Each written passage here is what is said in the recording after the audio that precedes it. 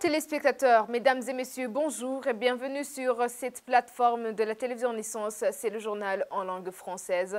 Tout de suite, les titres. Une autre prise de décision par le gouvernement du Burundi de saisir et vendre toutes les maisons qui ont servi de cache d'armes. Vous allez suivre dans ce journal la réaction de l'ancien sénateur Emmanuel Ngengulutse au propos de la ministre de la Justice, Aimée Laurentine Kanyana.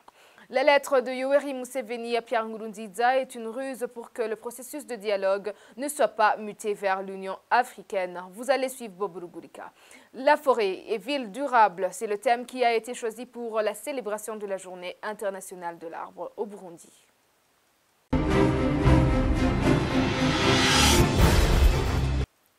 Encore une fois, bienvenue. Page politique pour commencer ce journal. Toutes les maisons se trouvant sur le sol burundais qui ont servi de cache d'armes seront saisies et puis vendues par l'État burundais pour indemniser les victimes sans préciser de quelles victimes il s'agit. Les propos ont été tenus par Aimée Laurentine Kanyana, ministre de la Justice, devant la presse. C'était jeudi lors d'une descente dans la zone de Kinindo au sud de la capitale de Bujumbura. Une descente dans laquelle avaient été conviés les diplomates accrédités à Bujumbura. L'objet de cette opération était de démentir le contenu du récent film documentaire de la BBC sur les sites clandestins de torture et d'assassinat d'opposants. L'un des sites en question étant une maison de Kinindo qui a été montrée aux diplomates comme ayant été comme une cachette d'armes. Pour honorable Emmanuel Ngengulutse, ancien sénateur, cette mesure s'inscrit dans la logique de pouvoir CNDD-FDD de tuer ses opposants et aujourd'hui, ils s'en prennent au bien de ceux qui les ont échappés. Suivez-le, il était invité dans l'émission Club de la Presse de ce vendredi. Cela démontre en fait qu'il y a un objectif poursuivi par ce régime CNDD-FDD. Et mon ami Bob Rugurika l'a bien dit, ils poursuivent des objectifs ethnistes, politico-ethnistes, lorsqu'ils arrêtent et emprisonnent des gens, lorsqu'ils dressent des mandats d'arrêt pour certaines catégories de personnes bien données. Ils poursuivent des objectifs politico-ethnistes. Et nul n'ignore qu'ils sont en train de commettre un génocide contre les Tutsis à petit feu. Non, pour le reste, pour les Hutus, ils commettent des crimes contre l'humanité. Et ça, c'est clair, c'est déjà référencé par les Nations Unies. Maintenant, pour les Tutsis, ça, on ne le dit pas et c'est regrettable.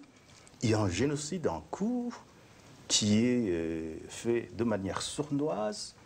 Lorsque on vous prive de vos biens, lorsqu'on vous prive de vos moyens de subsistance, c'est comme si on vous tuait. Le génocide, c'est pas uniquement l'extermination physique. Donc là, il y a aussi le fait de priver à cette catégorie ciblée des moyens de subsistance. Mais ça se pratique depuis, puisque systématiquement, on les exproprie. On les chasse des fonctions publiques et privé, jusque dans le privé. Ils les poursuivent, n'est-ce pas? Et maintenant, ils commencent maintenant à trouver des moyens pour exproprier tout ce qui reste. C'est ça, en fait. C'est ça le programme de ce gouvernement. Cette récente décision du gouvernement de Bujumbura de vendre très bientôt toutes les maisons se trouvant sur le sol burundais qui ont servi de cache d'armes depuis 2015 est une décision plutôt politique que judiciaire, car la loi dit que la confiscation ne concerne que les biens ou les instruments qui ont servi à la réalisation de l'infraction et non des lieux. Ce sont des explications de Maître Didas Kiganahe, l'ancien ministre de la Justice. Pour lui, c'est une mesure du gouvernement de Bujumbura qui vise à menacer davantage les opposants qui ont fui le pays. Suivez-le, il a été joint par téléphone.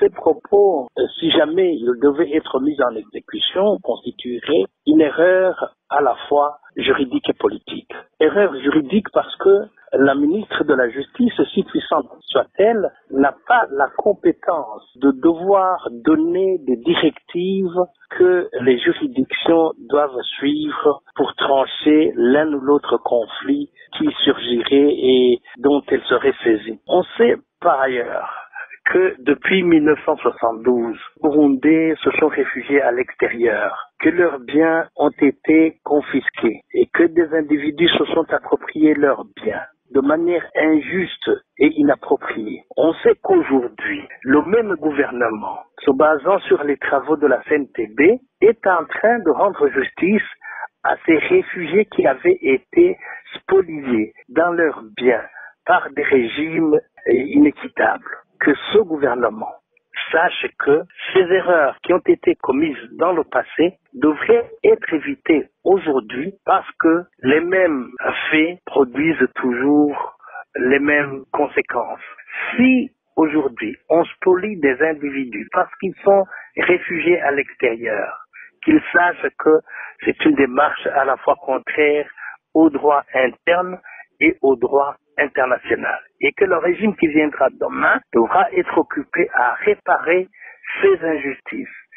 Inévitablement, les choses devront se passer comme ça. Les faits tels qu'ils sont en train d'être faits aujourd'hui devront être réparés demain parce qu'ils constituent une injustice flagrante. Sur le plan juridique, devoir saisir une maison parce qu'il y a une infraction qui y a été commise constitue une aberration juridique. La loi dit que la confiscation ne concerne que les biens, les instruments qui ont servi à la réalisation de l'infraction.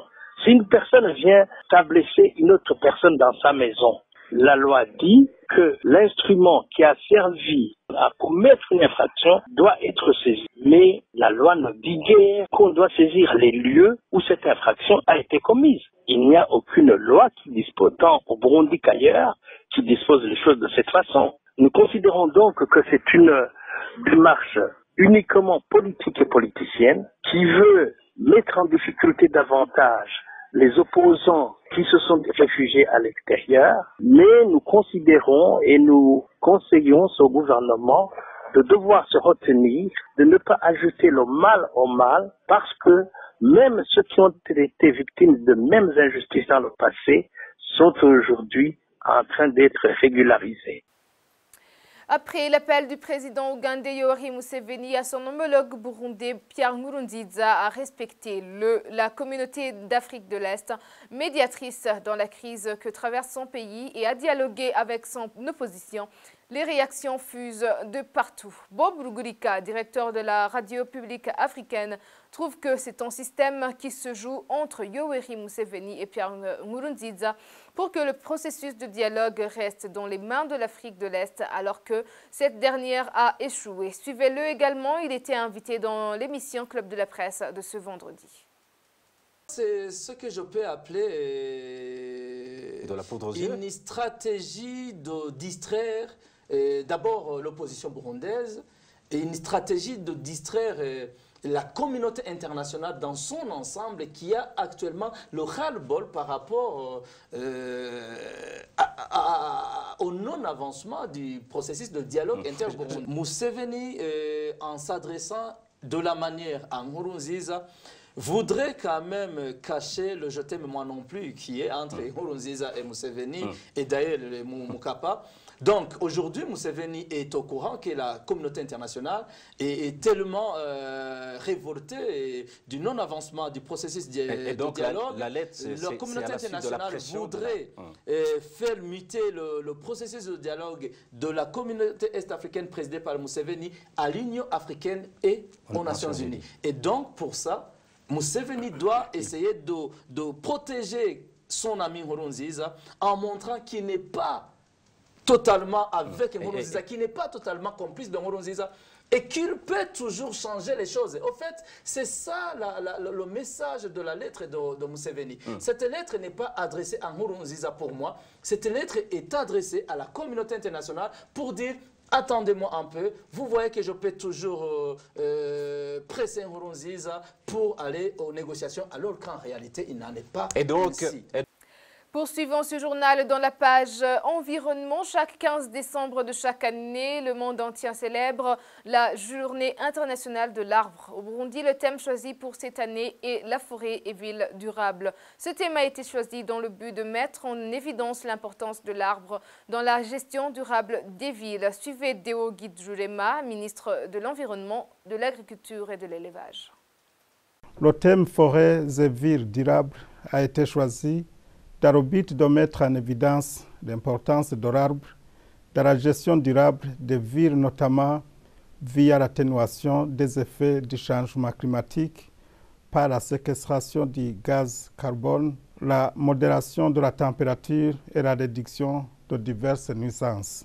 La journée du 15 décembre 2018 nous donne l'occasion d'évaluer au bilan annuel des activités réalisées dans le secteur forestier afin d'arrêter des stratégies pour une gestion durable des forêts et des villes en tenant compte des orientations stratégiques du Programme national de développement PND 2018-2027 en vue de s'adapter aux effets du changement climatique. En effet, pour une bonne gestion des boisements et dans le souci de mettre en œuvre le Programme national du gouvernement Ewe Burundi Urambaye, le ministère de l'Agriculture, de l'Élevage et de l'Environnement a initié certaines actions, dont notamment l'analyse des voies et moyens pour mettre en place des initiatives innovantes liées à la redynamisation du secteur de l'environnement, la réduction de la déforestation basée sur l'utilisation massive des perches dans les constructions par la promotion de l'échafaudage métallique dans les constructions, la promotion du biogaz et son utilisation dans la cuisine, la promotion de la récupération des eaux de pluie pour leur utilisation à d'autres fins, le développement de l'agriculture périurbaine par la plantation des cultures maraîchères et arbres fruitiers, la protection et la plantation des arbres forestiers, agroforestiers et fruitiers, le développement de l'écotourisme, la promotion des arbres autochtones autour et au voisinage des milliers de sources d'eau, etc. Je ne doute pas qu'avec le développement de la foresterie urbaine, nous arriverons à la création d'une économie verte dans et autour de certaines villes. Page internationale, il se tient au Rwanda une réunion synonyme d'un dialogue à la 16e fois qui rassemble le peuple rwandais. Le président Paul Kagame est président de l'Union africaine en exercice pendant l'ouverture. Il a fait savoir que les Africains ont beaucoup de valeurs en commun que celles qui les divisent. Denis Daïke-Groukier. Le peuple rwandais, ami du Rwanda, ainsi que la diaspora, se sont réunis autour d'un dialogue pour le 10e jour au Rwanda, jour de la clôture de ce dernier. Dans son discours de la clôture de ce dialogue, le président Paul Kagame a fait savoir qu'il devrait y avoir un changement profond dans le domaine de l'éducation et de la santé.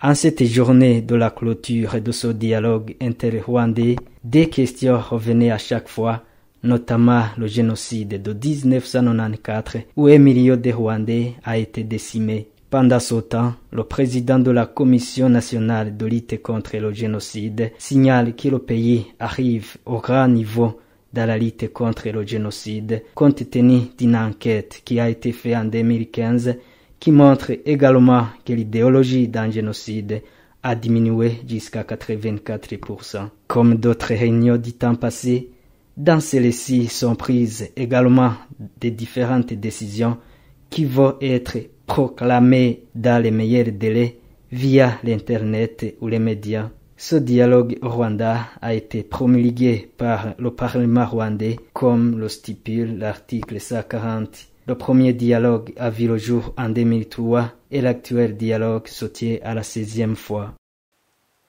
Eh bien, c'est par ici que s'achève notre journal. Merci de nous avoir suivis. À la prochaine édition.